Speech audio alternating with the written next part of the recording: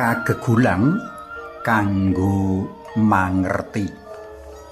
Panglimbang 5 menit dina Kemis Legi tanggal 23 Juli taun 2026 kapetik saka Injil Matius bab 13 ayat 10 tekan ayat 17. Wong Katolik kulina lan kakulinakake mangerteni isi kitab suci ora amung kanthi wantah.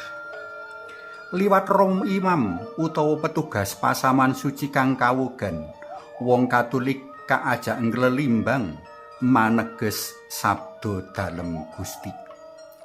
Saka para kawogan mau, umat Katolik dadi mangerti menawa kitab suci ora amung isi parintah lan larangan wae, ananging ngemu maneka warna piwulang kanthi sinengker ing maneka jinis sastra kebahasaan. Ana perangan kitab suci kang rinakit arupa kekidungan linandesan kapitayan kang jeru. Ana perangan kitab suci arupa pasemon kang kanggo mangertenine kudu diunceki linandesan kahanan lan budaya bangsa Israel kala iku. Ana perangan kitab suci kang arupa pitutur-pitutur luhur minangka asil panglimbang pengalaman urip padinan linandesan iman kapitayan marang Allah lan sak piturute. Kaya dene Santo Petrus ngendikake, kabeh mau kainspirasi dening Roh Suci saengga sakmestine sinebut kitab suci. Marang para murid kang nyuwun pirsa ngenani tumindak dalem Gusti Yesus kang medhar pasemon marang wong akeh tanpa paring teges, Gusti Yesus paring wangsulan. Kowe kabeh kaparingi nugraha nyumurupi kekeran swarga, nanging wong-wong liya ora. Paring wangsulan dalem iki nuding marang wong-wong sak njaban pepantran para murid dalem kang marga pamikiran lan panemune dhewe ora gelem mangerti sabda dalem Gusti. Sawetara conto, rikala wong wis darbe panemu menawa kitab suci Kristen amung gaweane manungsa apa meneh wis bola-bali diowahi, mesti wong mau ora bakal ngakoni piwulang luhur kang kawedhar jroning kitab suci. Rikala wong ngugemi panemu menawa sawetara nabi kaparingi kitab dening Gusti Allah kanggo nganjrahake agama tartamtu, mesti ora bakal ngakoni kitab suci kang rinakit adhedhasar inspirasi yang Roh Suci. Uang bakal patok bangkrong sarta ora bisa dieluk apa meneh diajak mangerteni kitab suci agama liya uga sabda dalem Gusti. Tumindak sabanjure ya amung ngolo-olo lan ngremehake.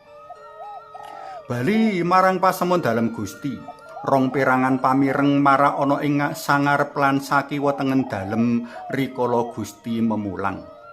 Rikala mireng pasemon mau, para murid kang wis kagegulang kakulinakake migunakake nalar lan ati kanggo tumanggap langsung ngulir budi lan mangerti apa kang kakersakake Gusti Yesus ing pasemon mau.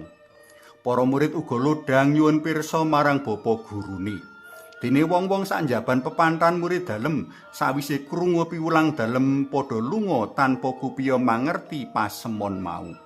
Para litoret lan wong Parisi umpamane, umume wong-wong mau bareng krungu piwulang becik saka Gusti Yesus ora kupiya nanggapi kanthi ati tinarbuka banjur ndadekake piwulang dalem mau minangka landhesaning urip.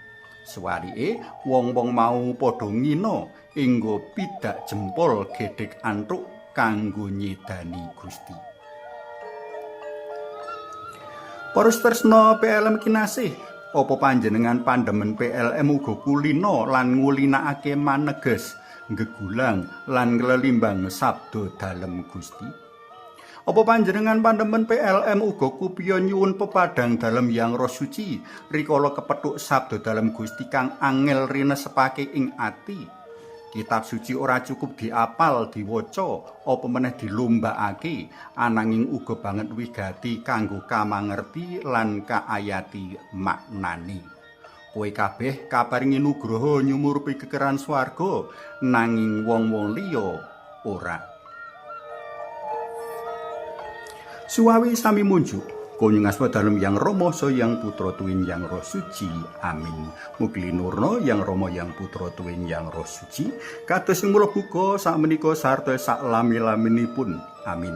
Konyung asma dalem Yang Rama so Yang Putra Tuwin Yang Roh Suci. Amin.